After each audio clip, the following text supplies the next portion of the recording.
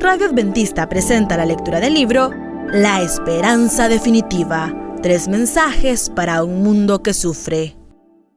Ahora leeremos un poco de contexto, por favor. El libro de Apocalipsis, escrito por el apóstol Juan cuando estuvo exiliado en la isla de Patmos frente a la costa de la actual Turquía, cubre la historia cristiana básicamente desde el tiempo de Jesús hasta el fin de nuestro mundo y la creación de uno nuevo. El libro tiene 22 capítulos. El mensaje de los 3 ángeles aparece en el capítulo 14, un poco más adelante de la mitad del libro. Para entender mejor este mensaje, necesitamos un poco del contexto en el que aparece. Un rápido resumen de los capítulos que le preceden, capítulos 12 y 13, nos proporciona el contexto.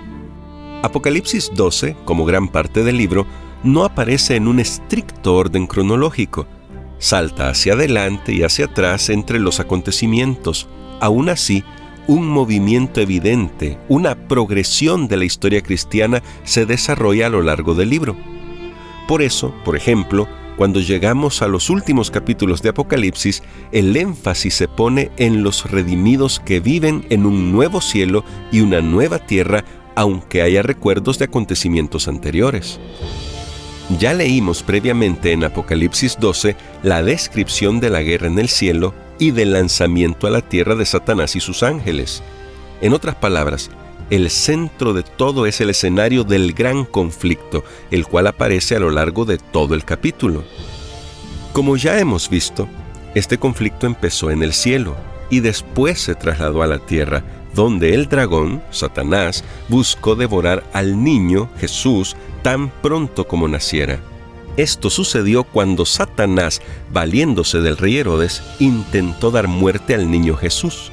De hecho, un ángel le dijo a José, el esposo de María: «Levántate, toma al niño y a su madre y huye a Egipto. Permanece allá hasta que yo te diga, porque acontecerá que Herodes buscará al niño para matarlo». Mateo capítulo 2, verso 13. Sin embargo, así como Satanás y sus ángeles fracasaron en su guerra en el cielo, después de todo fueron expulsados, tal como lo leemos en Apocalipsis, también fracasaron al intentar destruir al niño Jesús. Finalmente, Jesús, si bien en la tierra, venció a Satanás en la cruz. Dice Colosenses 2:15, despojó a los principados y a las autoridades y los exhibió públicamente, triunfando sobre ellos en la cruz.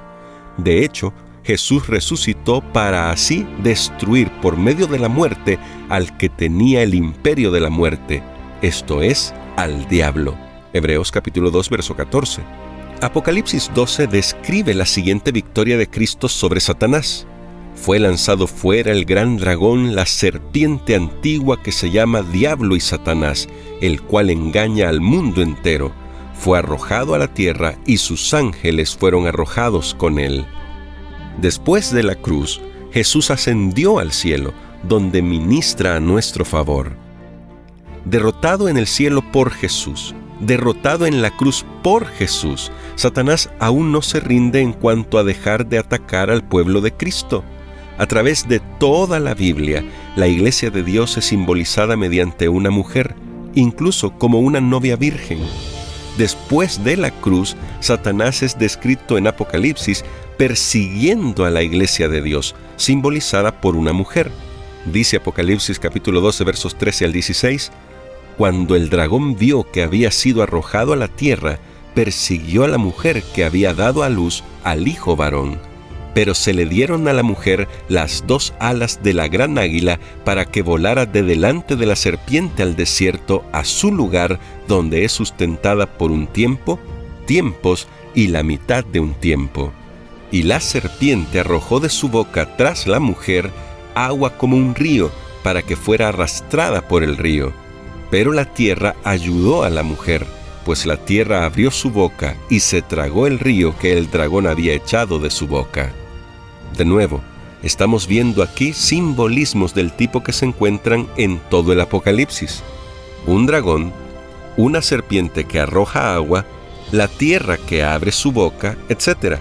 Aquí también, aún en medio de los símbolos, el tema del gran conflicto prevalece. Si bien Satanás lo intenta, fracasa en destruir a la mujer, la iglesia de Dios. Por ejemplo, la mujer que huye al desierto es una alusión al antiguo Israel que vivió en el desierto, donde Dios lo protegió de sus enemigos y de la destrucción. Este es otro ejemplo de cómo el Antiguo Testamento tiene la clave para interpretar el libro de Apocalipsis. Históricamente, después de que Jesús ascendió al cielo, la iglesia cristiana enfrentó persecución, algunas veces descomunal, por parte de Roma. ¿Quién no ha oído las historias de cristianos que sirvieron de alimento a leones o que fueron quemados vivos como antorchas en el Coliseo romano? Empezando con Nerón en el año 64 después de Cristo, los romanos atacaron a los cristianos de diferentes maneras y con diferentes grados de intensidad durante los siguientes siglos. Además de ser acusados de terribles crímenes, a los cristianos también se les declaró causantes de las calamidades, como hambrunas, epidemias y terremotos que asolaron al imperio. Fueron condenados como rebeldes contra Roma, como enemigos de la religión y como perjudiciales para la sociedad.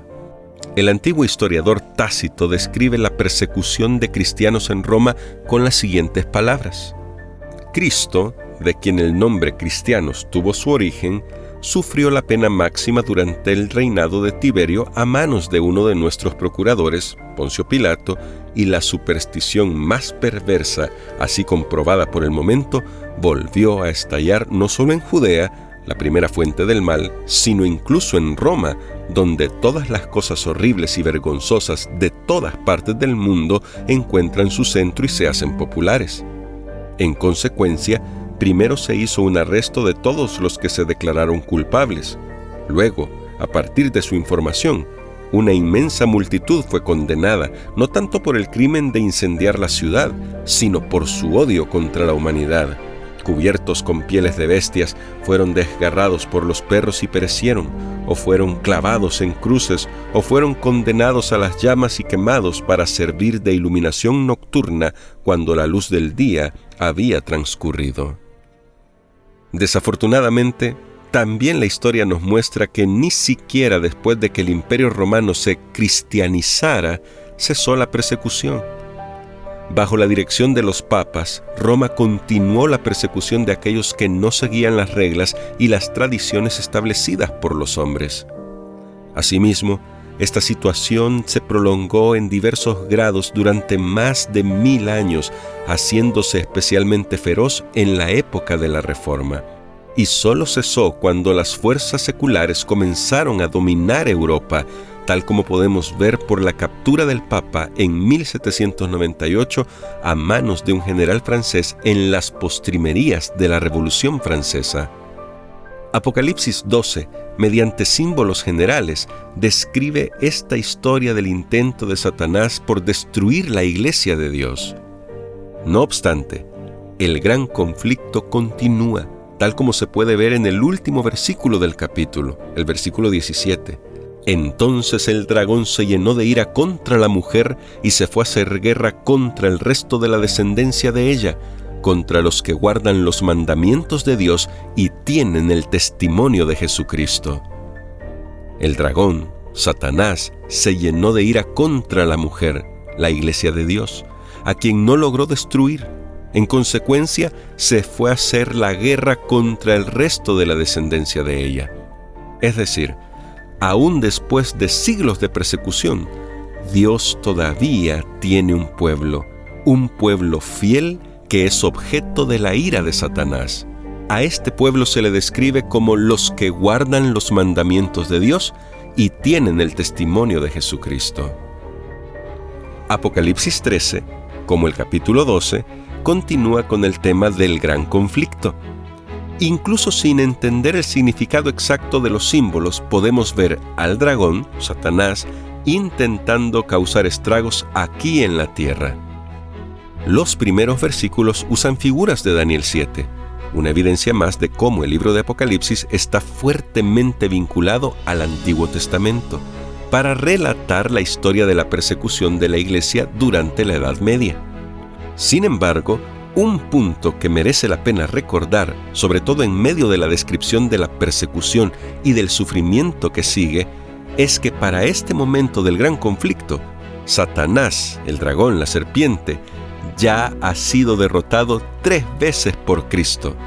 Derrotado en el cielo, derrotado en la cruz y, finalmente, derrotado en sus intentos por destruir a la iglesia de Cristo, porque un remanente de su pueblo ha sobrevivido.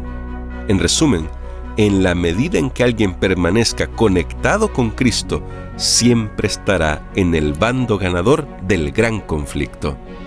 Pero esto no significa que los tiempos no serán difíciles. Así como la iglesia cristiana en sus inicios enfrentó persecución, Apocalipsis 13 habla de más persecución, una futura persecución que será a nivel mundial. Si la pandemia de la COVID-19 nos ha enseñado algo, es la rapidez con que el mundo entero puede movilizarse, cómo el mundo entero puede cambiar de repente de manera drástica e inesperada, y no necesariamente para bien. Apocalipsis 13 describe lo que está por acontecer de la siguiente manera, en los versículos 8 y 15 al 17. La adoraron todos los habitantes de la tierra, cuyos nombres no estaban escritos desde el principio del mundo en el libro de la vida del Cordero que fue inmolado. Se le permitió infundir aliento a la imagen de la bestia para que la imagen hablara e hiciera matar a todo el que no la adorara, y hacía que a todos, pequeños y grandes, ricos y pobres, libres y esclavos, se les pusiera una marca en la mano derecha o en la frente, y que ninguno pudiera comprar ni vender, sino el que tuviera la marca o el nombre de la bestia o el número de su nombre. A lo largo de los años, han salido todo tipo de libros y películas sobre estos poderes y sobre cómo todos estos eventos se habrán de manifestar. Sin embargo, cada libro, cada película, cuenta una historia diferente, con todo tipo de disparatadas especulaciones. Si dejamos de lado por un momento el intento de explicar qué significan estos versículos con rico simbolismo en el Antiguo Testamento, podemos presentar algunos puntos que son importantes para entender lo que está sucediendo y que pueden ayudarnos a comprender mejor el mensaje de los 3 ángeles. En primer lugar, como ya mencionamos, esta persecución es mundial, lo cual tiene sentido, pues como vimos en Apocalipsis 12, cuando Satanás fue arrojado a la tierra, sus intentos de engaño fueron universales. Fue lanzado fuera el gran dragón, la serpiente antigua que se llama Diablo y Satanás, el cual engaña al mundo entero. Fue arrojado a la tierra y sus ángeles fueron arrojados con él. Una vez más, sin detenerme mucho en este punto, después del COVID, ¿quién puede negar cómo el mundo puede cambiar rápidamente y ser llevado a la confusión y a la dificultad? Sería el colmo de la insensatez negar que lo que se describe aquí pueda suceder, sobre todo después de lo que el mundo entero ha enfrentado desde el 2020. En segundo lugar, un tema clave aparece en estos versículos: la adoración. 5 veces la adoración se presenta como un factor importante detrás de la confusión y el conflicto descrito en los últimos días. De acuerdo a estos versículos, el dragón, Satanás, intentará imponer un cierto tipo de adoración en todo el mundo. Esto no debe sorprendernos, pues desde el comienzo del gran conflicto, Satanás ha querido usurpar la autoridad y el lugar de Dios. Una descripción del Antiguo Testamento en cuanto a su actitud se presenta en los siguientes versículos. Isaías, capítulo 14, versos 13 y 14. Tú que decías en tu corazón, subiré al cielo, en lo alto, junto a las estrellas de Dios, levantaré mi trono y en el monte del testimonio me sentaré, en los extremos del norte, sobre las alturas de las nubes subiré y seré semejante al Altísimo. Este punto, el de la adoración y a quién adora la gente, resulta primordial para entender el mensaje de los 3 ángeles.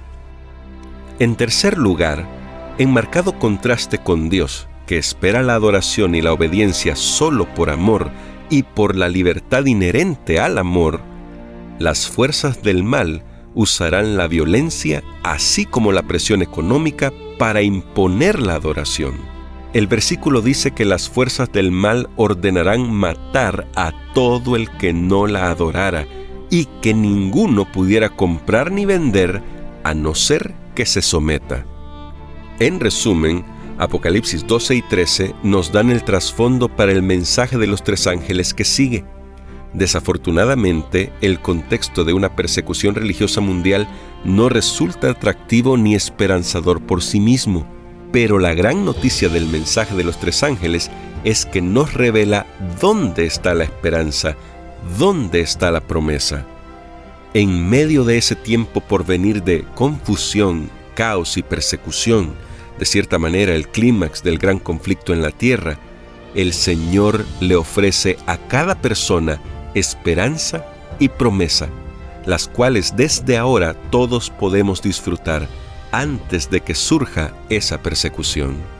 Si bien el contexto del siguiente versículo es diferente, el espíritu detrás de él permanece como un principio eterno, principio del cual todos podemos obtener consuelo. Jeremías capítulo 29, verso 11 dice: «Porque yo sé los pensamientos que tengo acerca de vosotros, dice Jehová, pensamientos de paz y no de mal, para daros el fin que esperáis». El Señor ha demostrado la veracidad de tal sentir mediante la muerte de Jesús, la cual ofrece a todo aquel que pida un futuro y una esperanza. Ese futuro y esa esperanza se revelan en el mensaje de los tres ángeles. Hemos leído un capítulo del libro La Esperanza Definitiva. Hasta la próxima.